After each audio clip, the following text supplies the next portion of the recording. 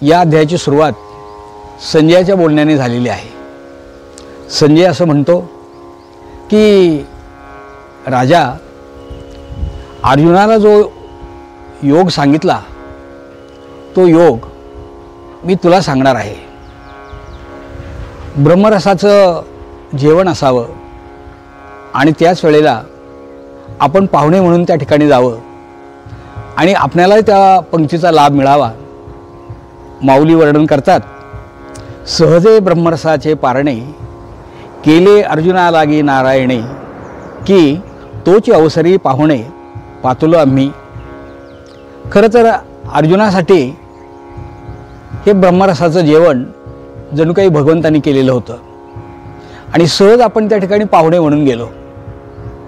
श्रीमंताच्या घरी जेव्हा जेवणाचा कार्यक्रम असतो त्यावेळेला